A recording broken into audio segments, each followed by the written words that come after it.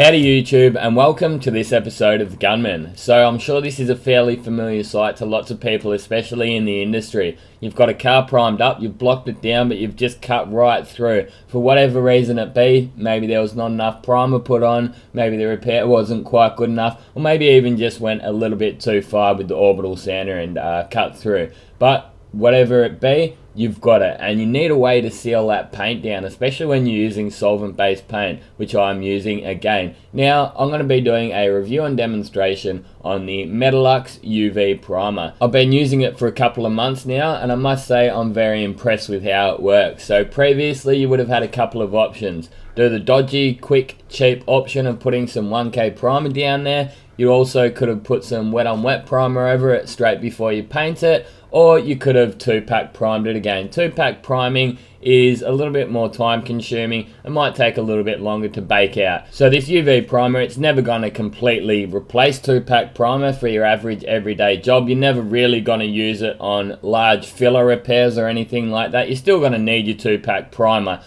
for everyday use. Like when you do your batch of prime-ups of the night, you're still going to be using the 2-pack primer. But for instances like this UV primer is absolutely perfect. We only really put sort of 2 coats on. You can put more on, they say, but you've really got to make sure that you dry it out in between coats. That's one of the main things that can happen to this, is that if you don't dry it properly, you can get it into the booth, bake it out, and then it's still wet underneath, and some people tell me that it can possibly crack on them. So I'm yet to have it stuff up on me after using it for a couple of months. So follow the procedure that I do, and you should be pretty right. So Metalux is the brand that we use, and you can actually bake this just under the UV rays of the sun. I've spoken to the Standox reps who we get most of our paint from, and I said, well, do you guys have a UV primer? They said, yes, we do, but you must use the specific UV curing lights. You can't actually just put it in the sun with our version of it. So if you do go and get some UV primer, just do a bit of research on it, ask a few questions, or even just get the technical data sheet. There should be loads of information on your specific product. But I can tell you now that this Metalux one, it is totally fine to use just under the UV rays of the sun. So as you can see there, just give it a bit of a shake up in the can first, and it's ready for use. So there's no need to put any reducer in it, no thinners or anything like that. Just filter it into your gun. It can get a little bit lumpy. So yeah, give it a good shake up, filter it through into your gun, and then put your lid back on and you're right to start spraying. I've been using it through a 1.8 mil, but you could also use even a 1.3, 1.4. One of the other painters that I work with said that the primer gun which he usually uses, the apprentice forgot to clean it out once, and then he said, hey, I had no option but to use a 1.4 mil. And he said, hey, it actually comes out a lot nicer through his 1.4. So I tried that once, and yeah, it came out with a little bit less orange peel, but you just sort of have to slow down a little bit with it to get that build on it. So you can see there it's quite orange peely. It's not going to really dry much nicer than that. It's not really going to flow out sort of like your 2-pack primers will. You don't get that really nice smooth finish to sand back. And as you just saw me do, I just put 2 coats on basically straight away. I only really gave it like a minute in between coats. I should have maybe had it out in the sun in between coats, but I've done, as I said, I've done it this way for quite some time, and it has been working quite well for me. So just 2 coats. It will not dry inside the workshop by itself. Like my mate said that he used it one Friday afternoon, decided that maybe there would be enough UV light saturating through the skylights in the workshop, and he came back in on the Monday and it was actually still wet, so he had to put it out in the sun. So just be aware of that. You do need some direct sunlight, something that we're pretty lucky over here in WA. We've got lots of sunlight most of the year around, so we're able to save on the expensive curing light because of where we are. We're lucky enough to live over here in Perth. So as you can see, I've just put that straight out in the sun. That's still wet.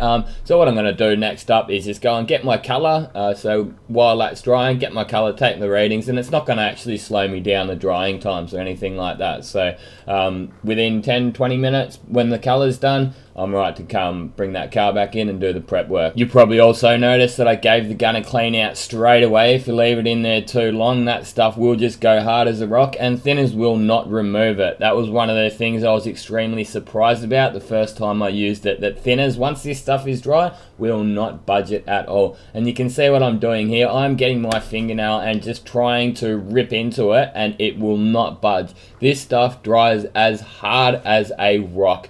Much harder than any 2-pack primers I've ever used. Another thing to be cautious of is the PPE that you're using when you're using this stuff. Make sure you always wear a respirator, even when you're just handling the stuff, even when you're just opening the lid on that can, because it is really potent, and I've heard it's quite bad for your health, like especially bad for your health, even more so than the standard 2K paint. So you probably noticed that I was even wearing my proper charcoal filtered respirator even just when doing prep work with this stuff. So yeah, I do treat it pretty seriously, and I recommend that you do the same thing if you are to use any of it. Definitely has its benefits, but just like everything, it may have a few downsides to it. So now we're ready to do our prep work. I already knew that the repairs were straight enough. I knew I didn't need to block it. It was just really those cut throughs that I needed to seal down. This stuff does stay sort of semi-transparent, so you don't really need full coverage. If anything, I might have put a touch too much on, but I'd rather put that little bit extra on than go and sand through it again. But yeah, as I say, if you to put any more than the 2 coats that I put on there, I would recommend drying in between coats, or maybe having it out in the sun or something like that to make sure you at least get some sort of a flash off. But yeah, most of the time, if I do need sort of big amounts of filling capabilities, I won't be using this stuff anyway. This is more just for a couple of cut throughs, get out of jail type thing. It's a quick way, and a way that's going to stop you from getting shrink back, because as I say, once this stuff is dry, thinners will not budge it. So once you go to put your solvent-based base coat down, that thinners inside that base coat is not going to go and eat into it and attack it. But yeah, it does dry hard as a rock, so you really have to be sure that you get all that orange peel out of it when you're doing your prep work.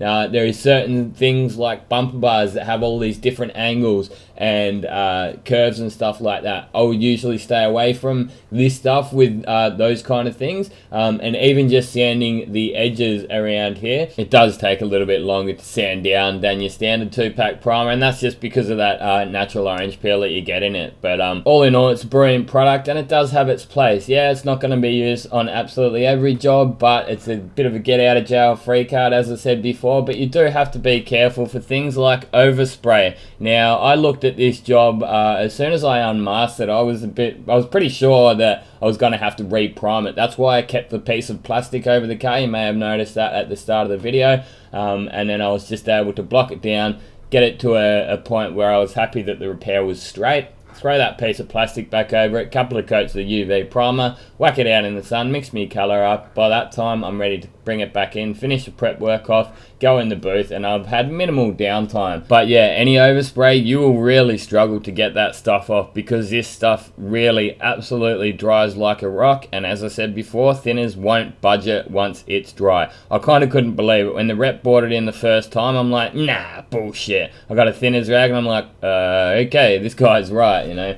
So even on that guard there, it sort of looks like I've rubbed through, but I have rubbed through a little bit of the UV primer, but I haven't actually gone through to the base coat or anything like that. So being that it's transparent, it can be a little bit deceiving sometimes. So just something to be cautious of, and keep in mind that it is sort of semi-transparent. Get a bit of wax and grease remover, that might sort of wet it back up, and you can sort of have a look at it and see if you have gone and cut back through. I asked the Instagram community what their thoughts were on it, and had some mixed reviews. Most were positive. Most people said they loved it, but a few people did say they hate it and that it's terrible stuff and they've had it crack up on them. But I think the main thing is they just don't overload it. If you go and put 4 coats on straight away, then the way I see it is the UV rays probably can't actually penetrate through down to that first coat that you put on, so it's going to stay wet. That's my take on it anyway. So that's why it probably needs to be semi-transparent, so the UV rays can actually get through to the bottom,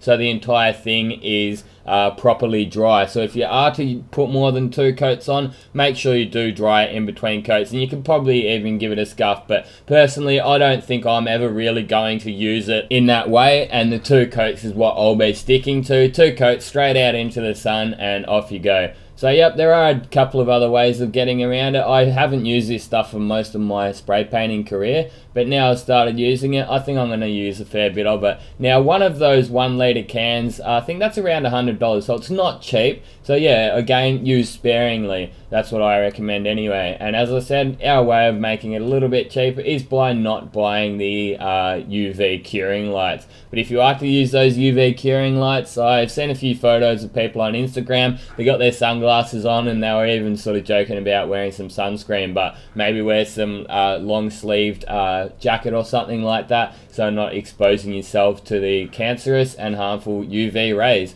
Something to be cautious of anyway. So if I had have gone the 1K route and decided to just put some cheap 1K down there, I may have had it look good off the gun, then baked it and got it out in the sun or something like that, and found out they had a bit of shrink back because the solvents have eaten into those old layers of paint. So it's definitely made for a better job than if I had have used a bit of cheap 1K primer there. I've recently met this great Kiwi guy from here in Perth, and he owns a printing company and he does stickers and t-shirts and all these cool things. So I've recently just got some stickers off him, so if you'd like to throw a couple of bucks my way, I'm happy to send out a couple of stickers. And you can find my store on my website through the link that you'll see at the end of this video. The end screen now is all mobile friendly, unlike it previously has been. YouTube has done a bit of an upgrade, so these links here, they'll now work on your mobile devices as well. So keep an eye on that store. There's more things to come, like shirts and some just basic general merchandise. So I'm looking forward to that. Now you've seen this video, get out there and paint some shit. Thanks for watching, and this has been another Gunman production. Goodbye.